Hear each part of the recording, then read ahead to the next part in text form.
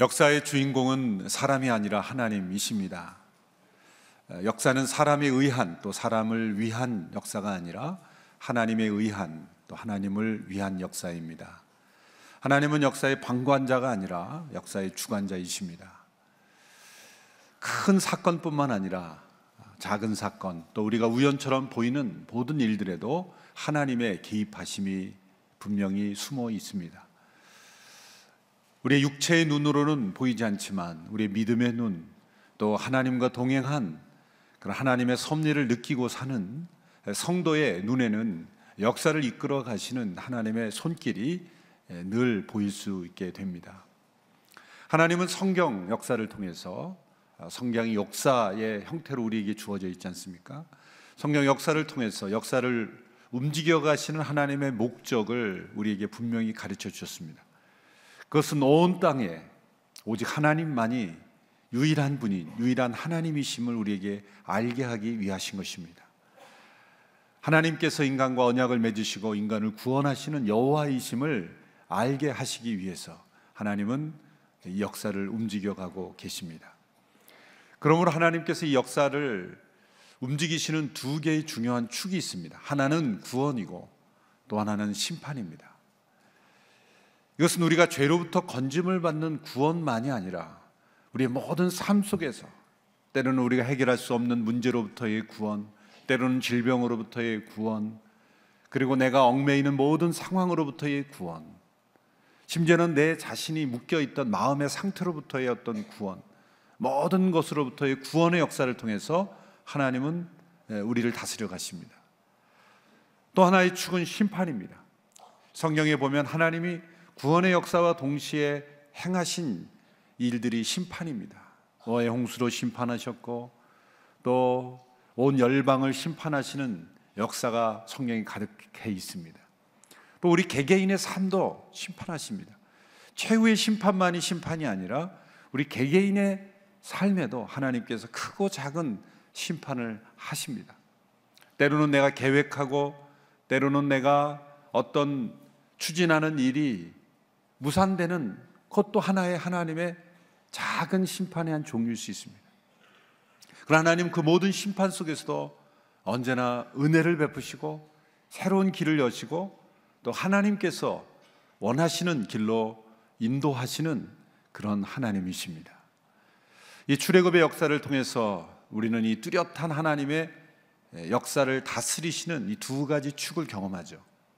첫째는 선택하신 백성을 구원하심으로써, 은혜로 구속하심으로써 구원을 행하시며 동시에 하나님이 이집트 땅에는 하나님의 심판을 행하시는 것입니다.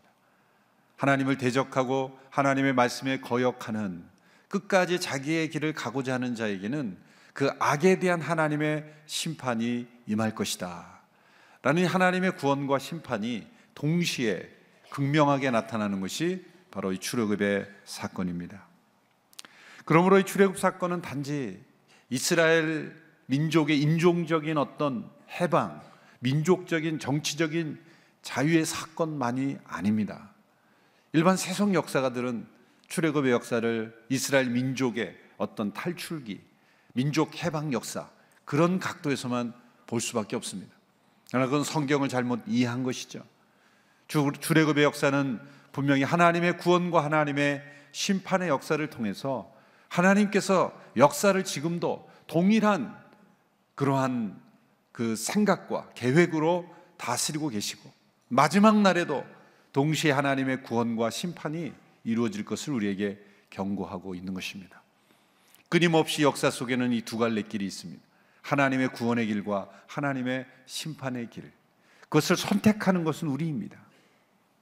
하나님 우리에게 주신 자유의지를 통해 이 역사를 통해 보여준 대로 하나님께서 제시하시는 구원의 길로 나아오라고 끊임없이 우리에게 경고하고 또 교훈하고 격려하고 계시는 것입니다.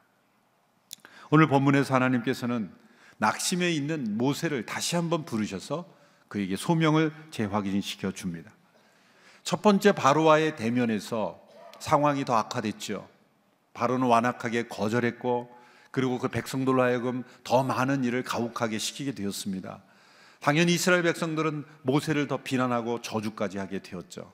당신이 가만히 있지 않고 나섰기 때문에 바로가 더 우리를 악하게 대하지 않느냐, 바로에게 칼을 쥐어져 있지 않느냐, 그러므로 당신이 하나님의 저주를 받아 마땅하다.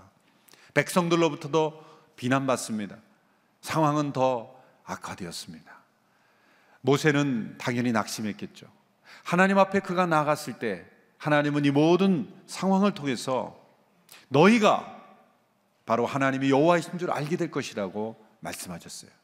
그런데 오늘 본문에서 또한 하나님께서 모세를 다시 한번 부르셔서 그를 격려하시는 가운데 그 중요한 목적을 반복해서 말씀하십니다.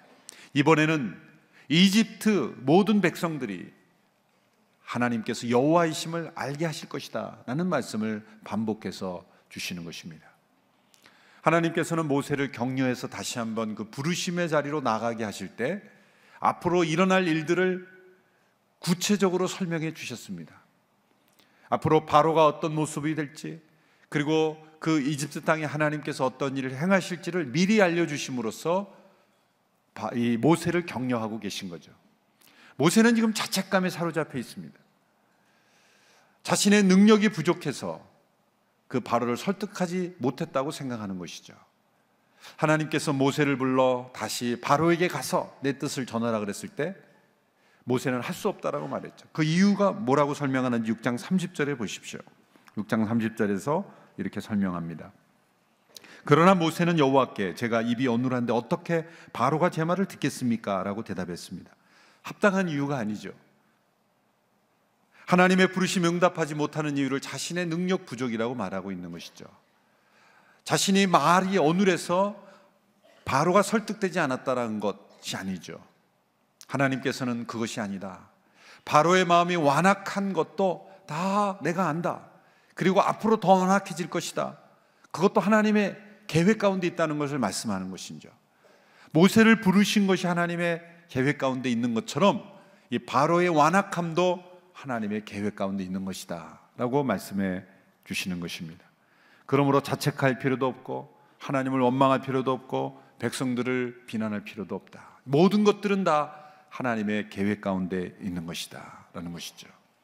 그리고 나서 2절에서 5절에 중요한 출애굽에 일어날 앞으로의 일들을 미리 알려주십니다. 우리 2절에서 5절까지를 우리 한 목소리로 다시 한번 읽겠습니다. 시작. 너는 내가 명령한 것을 다 말해주어라. 그러면 내 형 아론이 바로에게 이스라엘 자손을 그 땅에서 내보내라고 말할 것이다. 그러나 내가 바로의 마음을 강팍하게 만들 것이며 이집트 땅에서 많은 표적과 기적을 일으킬 것이다. 바로가 너희 말을 듣지 않으면 내가 이집트의 능력을 행사해서 큰 벌을 내려 내 군대 곧 내 백성 이스라엘 자손을 이집트 땅에서 나오게 할 것이다. 내가 내 손을 이집트에 뻗어서 이스라엘 자손을 그곳에서 이끌어낼 때 이집트 사람들이 내가 여호와인 줄 알게 될 것이다. 하나님께서는 모세가 당황하지 않고 앞으로 일어날 일에 포기하지 않고 끈기 있게 하나님의 부르심을 붙잡을 수 있도록 미리 알려주시는 거죠. 두 가지 중요한 일들이 일어난다는 겁니다. 하나는 바로의 마음이 강팍하게 될 것이다. 또 하나는 그로 말미암아 그 이집트 땅에 큰 재앙과 벌이 내리게 될 것이다. 그로 인해서 이스라엘 백성들이 애굽에서 나오게 될 것이고 애굽의 사람들이 바로 내가 여호와인 줄 그들이 알게 될 것이다. 역사를 움직여 가시는 하나님의 목적은 언제나 분명합니다. 그것은 온 땅에 하나님만이 진정한 하나님이심을 알게 하시는 겁니다. 이 말씀 가운데 이상해 보이는 표현이 나오죠. 하나님께서 바로의 마음을 강팍하게 만들 것이다. 하나님께서 바로의 마음을 강팍하게 만들 것이다. 구약의 난제 중에 하나죠. 분명히 이 말씀을 그대로 보면 바로의 마음이 완악하게 된 것은 하나님께서 그렇게 하셨다라고 말하게 된다면 하나님께서 죄를 조성하신 분이 되는 것이고 악을 일으키신 분이 되는 것이고 그리고 그 모든 바로의 완악함의 책임이 바로 하나님께 있는 듯한 그런 표현이 여기 나오는 것입니다. 그러나 이 표현은 바로의 완악한 죄가 그 책임이 하나님께 있다는 뜻이 아니라 이 하나님 주권을 강조하는 표현일 뿐입니다. 히브리 민족들은 이 하나님 주권을 강조하죠.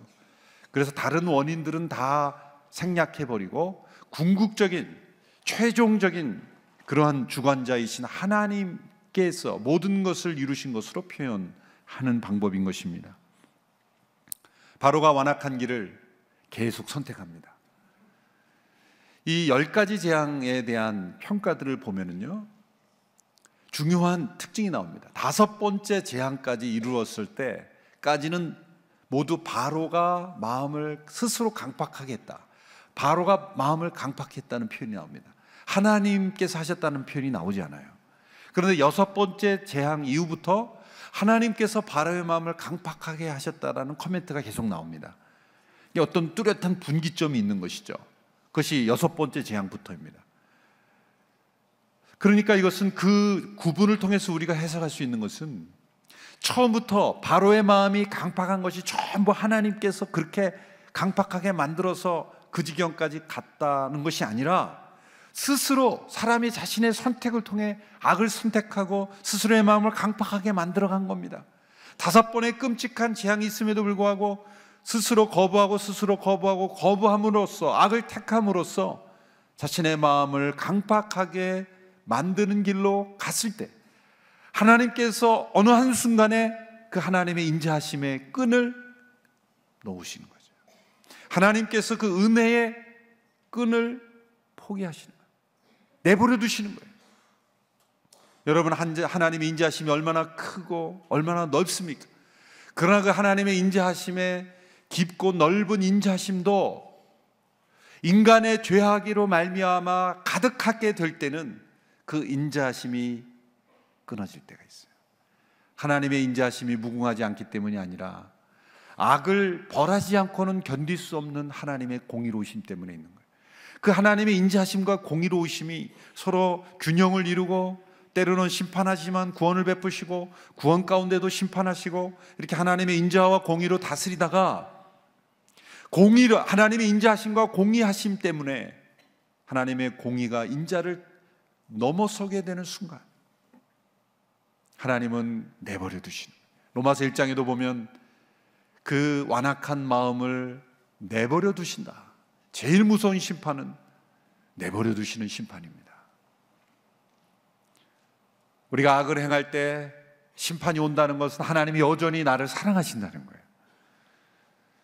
내가 잘못된 일을 갈 때 그 길이 막히고 무너진다는 것은 하나님이 너무나 사랑하신다는 거예요. 때로는 우리가 좋아 보이는 길도 하나님 막으실 때 그것은 하나님이 나를 사랑하시기 때문에 그 이후에 우리가 알지 못하는 위험, 때로는 그것을 통해서 어떤 악한 길로 빠져들지 않도록 하나님이 그 계획을 막으시는 심판일 수도 있는 거예요. 그래서 우리가 최후의 심판이 있기 전에 일어나는 모든 종류의 심판은 다 하나님의 은혜에 붙잡아 주시는 거예요. 제일 무서운 심판은 하나님께서 심판하지 않고 내버려 두시는 거예요. 최후의 심판까지 포기하시는 거예요. 그러므로 바로가 5번째 재앙까지 마음이 강팍하게 하실 때까지는 하나님께서 붙잡고 계신 길을 주시는 거예요. 그러나 6번째 이후로 하나님께서 바로의 마음이 강팍하게 하신다. 그것은 스스로 강팍한 상태로 내버려 두셨다는 거예요. 은혜의 간섭을 거두시고 있었다는 거예요.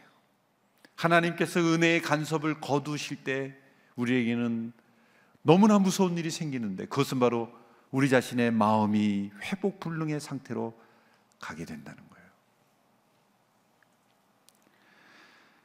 하나님께서 10가지 재앙을 계속 주실 때 백성들은 두려워 떨며 영향을 받았어요. 그 증거가 뭐냐면 이스라엘 백성들이 출애굽할 때 중단 잡족이 함께 따라 나왔다 그랬어요. 표현이 잡족이라서 좀 죄송합니다만 여러 나라의 인종들이 같이 따라 나왔다 그랬어요. 거기에는 이집트 사람도 있었고 이집트의 히브리 민족처럼 종살이 하던 사람들도 있었을 거예요. 그래서 이스라엘 민족은 출애굽 당시부터 다인종 공동체였어요. 물론 다른 민족의 사람들이 어떤 많은 수가 아니었겠지만 소수였겠지만 소수의 타인종들이 함께 있었던 공동체가 출애굽 공동체였어요. 출애굽한 공동체 이스라엘 단위민족이라고 생각하면 안 됩니다. 그건 놀라운 일이죠. 하나님께서 애굽에 재앙을 내리실 때 그 땅에 있던 다른 인종 사람들이 이게 이스라엘 민족에 붙어야 되겠구나. 여기부터야 살겠구나. 그리고 출애굽할 때 같이 따라 나왔다는 거죠. 출애굽기 12장 38절에 나옵니다. 그것은 그 땅에 재앙이 임할 때마다 살아계신 하나님을 인정하고 이스라엘 백성의 일원이 되기를 원했던 사람이 있다는 거죠. 하나님께서 심판을 통해서도 전도하시고 구원을 베푸셨다는 거예요. 심지어 애굽의 바로의 신하와 술객들도 이는 하나님의 손가락이다, 하나님의 손길이다 그러면서 나중에는 대결하기를 거부했죠. 그런데 바로는 끝까지 거부했습니다. 하나님께서 10가지 재앙을 통해서 그 땅을 심판하셨다는 것은 능력이 부족해서가 아니죠.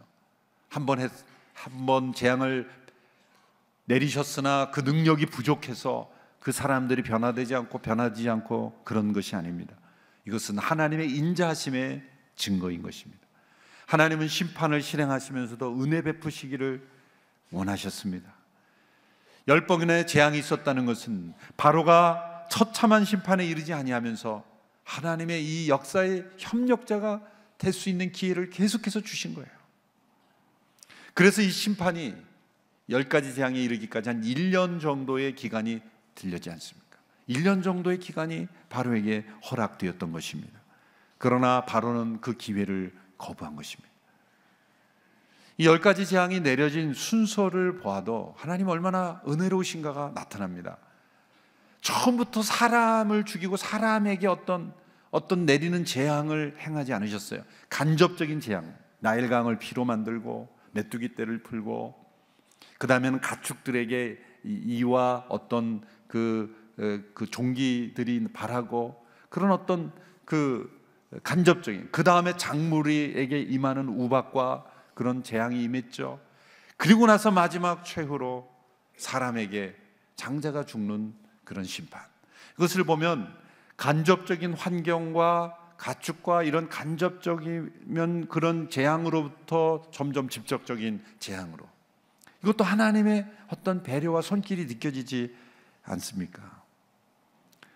하나님께서는 단 한 번의 재앙을 통해서도 그 땅을 심판하고 백성들을 구원하실 수 있지만 1년이라는 기간을 통해 10번의 순서적인 재앙을 통해 끊임없이 기회를 주시고 또 주시는 그 하나님의 이 사랑의 손길을 우리는 느낄 수가 있어야 하는 것입니다. 하나님께서는 10번의 재앙을 통해 하나님께서 얼마나 전능하신 분인가를 충분히 그 땅에 나타내 줬죠. 학자들에 의하면 이 10번의 재앙들은 그 당시에 애굽 땅에 있었던 그들이 섬기던 그러한 하찮은 신들, 신이 아닌 신들, 그들이 생각하는 신들을 무너뜨리시는 과정이었다는 것을 말씀하고 있습니다. 출애굽기 12장 12절의 말씀을 우리 같이 한번 읽어보겠습니다. 출애굽기 12장 12절 말씀 시작. 그날 밤에 내가 이집트를 지나가며 사람이든 가축이든 처음 난 모든 것들을 치고 이집트의 모든 신들을 심판할 것이기 때문이다. 나는 여호와다. 모든 이집트의 신들을 심판할 것이다. 그래서 나일강의 물이 피로 변한 것은 이 하피라는 나일강의 신에 대한 심판입니다. 개구리 재앙은 헤켓이라는 개구리 머리를 한 여신에 대한 심판입니다. 이와 파리의 재앙은 케프레르라고 하는 곤충의 신에 대한 심판입니다. 생축의 죽음 재앙은 아피스라고 하는 이 다산의 상징 황소신에 대한 심판입니다. 독종은 세크메트라고 하는 신, 우방은 누트라고 하는 하늘의 여신, 메뚜기는 세넴이라는 신, 흑암은 아몬레라고 하는 태양신에 대한 심판입니다. 마지막으로 장자에 대한 심판은 바로와 바로의 아들 자신을 신격화하는, 바로 자신과 그의 혈통을 신격화하는 그러한 신을 무너뜨리는 재앙이죠. 애굽 사람들이 그들이 신으로 믿었던, 우상으로 섬겼던 그 우상들이 하나하나 무너지는 것을 볼 때 그 땅에 오직 하나님만이 여호와시며 유일하신 하나님이심을 그들로 알게 하시는 겁니다. 여러분, 하나님께서 우리 개개인의 삶 속에 심판을 행하실 때는 우리가 우상으로 섬겼던, 또 신으로 여겼던 것들을 때로 제거하심으로 우리를 심판하시는 거예요. 하나씩 하나씩 내가 신처럼 떠받드는 것들을 무너뜨려 가실 때 우리는 하나님을 알아가야 되는 겁니다. 하나님, 나를 왜 이렇게 괴롭힙니까? 버티는 것이 아니라 하나님께서 나의 개인의 인생에 이렇게 심판하시는구나. 이 심판을 통해서 하나님은 나를 구원하시는 거예요. 하나님의 심판은 결코 심판으로 끝나지 않습니다. 거기에는 구원의 손길이 스며들어 있는 것입니다. 내가 믿었던 신을 무너뜨리지만 내가 진정 섬겨야 될 하나님께로 나오고 하나님만을 알도록 하기 위해서 하나님은 나를 구원하시는 손길인 줄 믿으시기를 바랍니다. 하나님께서 10번의 재앙을 통해 보여주시는 건 뭡니까? 하나님의 심판은 철저하다는 거죠. 무섭다라는 거죠. 하나님의 경고를 우습게 여기고 마음을 스스로 강박하게 하는 자에게 하나님께서 심판하실 때는 무섭고 철저하게 심판하신다는 거예요. 여러분, 태양빛에 오래 노출되어 있으면 점점 무뎌집니다. 그리고 그 빛이 나를 얼마나 해롭게 하는지를 모르죠. 나중에 눈이 멀 수도 있고, 그리고 우리의 몸이 다 해로워질 수 있어요. 저항력이 점점 무뎌지는 거죠. 마찬가지로 우리의 마음이 점점 무뎌질 수 있다는 거예요. 양심이 무뎌지고 하나님의 뜻에 예민하기보다는 그저 나의 고집과 나의 방법과 나의 방식과 나의 우상숭배에 무뎌질 때, 점점점 무뎌질 때 가장 무서운 것은 하나님이 그 은혜의 손길을 놓으시는 거예요. 그때 우리는 무서운 하나님의 심판으로 들어갈 수 있게 되는 것입니다. 하나님께서 단번에 바로의 무릎을 꿇게 하실 수 있었습니다. 그리고 그 백성을 구원하시는 곳 심판하실 수 있었습니다. 그러나 10번의 재앙이라는 과정을 통해 하나님께서 그 땅을 심판하실 때, 그 심판하실 때마다 모세가 바로를 만날 때마다 반복해서 주시는 말씀이 있습니다. 그것은 바로 내가 여호와인 줄 알게 할 것이다. 몇 구절만 읽어볼까요? 7장 5절, 오늘 본문에 있는 7장 5절부터 읽겠습니다. 같이 읽습니다. 시작. 내가 내 손을 이집트에 뻗어서 이스라엘 자손을 그곳에서 이끌어낼 때 이집트 사람들이 내가 여호와인 줄 알게 될 것이다. 8장 10절입니다. 시작. 바로가 내일 하도록 하여라 라고 말했습니다. 모세가 말했습니다. 당신이 말씀하신 대로 될 것입니다. 그러면 당신은 여호와 우리 하나님과 같은 분이 없다는 것을 알게 될 것입니다. 출애굽기 9장 14절 시작. 그렇게 하지 않으면 이번에는 내가 너와 내 신하들과 내 백성들에게 내 모든 재앙을 보내 온 땅에 나와 같은 자가 없음을 내가 알게 될 것이다. 출애굽기 10장 2절 시작. 내가 내 자식과 자손들에게 내가 이집트 사람들을 어떤 식으로 매섭게 다루었으며 그들 가운데 내가 어떻게 내 표적을 보여주었는지를 말해주게 하기 위한 것이다. 또한 내가 여호와인 줄 너희가 알도록 하기 위한 것이다. 내가 여호와인 줄 너희가 알도록 할 것이다. 특별히 예언서에도 이 표현이 많이 나옵니다. 에스겔서 같으면 40번 이상 나옵니다. 구절구절마다 내가 여호와인 줄 알게 할 것이다. 하나님께서 이 땅을 구원하시는 것도 여호와인 줄 알게 하시는 것이지만 이스라엘 민족에게 그 구원을 통해, 출애굽의 구원을 통해 내가 여호와인 줄 너희가 알게 될 것이다. 그리고 심판을 하시는 목적도 그들이 여호와인 줄 알게 할 것이다. 목적입니다. 역사의 목적은 온 세상 사람들이 하나님을 여호와인 줄 알게 하시는 겁니다. 이 세상에 이루어지는 모든 일들 가운데 우리는 늘 이런 질문을 던져야 됩니다. 나는 이 사건을 통해 하나님을 더 알게 되었는가? 나는 이것이 축복의 사건이든 나에게 절망적인 고난의 사건이든 간에 그 모든 일을 이루신 하나님의 목적이 여호와임을 알게 하시는 것이기 때문에 그 목적을 빨리 캐치하면 이해가 빨리 되고 나갈 길을 빨리 알게 되는 거예요. 내 모든 삶을 통해 나는 하나님을 더 알아가고 있는가? 나에게 주어진 모든 이 사건을 통해, 역사의 사건을 통해 우리는 하나님을 더 알아가고 있는가? 이것이 목표가 될 때 우리를 향한 하나님의 계획은 이루어져 가고 있습니다. 하나님 우리 개인의 삶 속에도 구원과 심판의 이 두 축을 통해서 통치하고 계십니다. 하나님의 작은 심판이 임할 때 돌이키지 않으면 더 큰 심판이 임합니다. 하나님의 심판은 철저합니다. 무섭습니다. 그러므로 기회 있을 때 우리는 돌이켜야 합니다. 10번의 재앙이 우리 모두에게 삶 속에 이렇게 계속해서 이루어지지 않도록 우리는 빨리 피해야 합니다. 그리고 하나님께서 우리에게 은혜를 베풀어 주실 때마다 우리는 하나님을 더 알아가야 합니다. 하나님의 은혜를 속에서 하나님만이 유일한 분이심을 깨닫고 하나님께 더 가까이 나가야 합니다. 안타까운 것은 우리는 하나님께서 은혜를 베풀어 주시면 하나님께 나아가기보다는 자기 자신의 능력인 줄 알고 또 하나님으로 멀어지고, 하나님이 심판을 해나가실 때도 하나님께로 더 가까이 나갈 기회임에도 불구하고 하나님을 원망하며 또 하나님으로부터 멀어지는 우리의 모습, 그것이 구원이든 심판이든 간에 우리 모두가 하나님께 더 가까이 나감으로써 하나님을 더 알아가게 되는 그런 삶이 될 수 있게 되기를 바랍니다. 그러면 우리 모두가 역사의 하나님의 통로, 도구가 되고 또 하나님의 역사의 협력자가 되므로 하나님이 이끌어 가시는 역사에 귀하게 쓰임받는 도구가 될 줄로 믿습니다. 너희가 여호와인 줄 알게 될 것이다. 이 말씀을 늘 기억하며 우리의 삶과 역사를 바라보는 우리 안목을 가질 수 있게 되기를 바랍니다.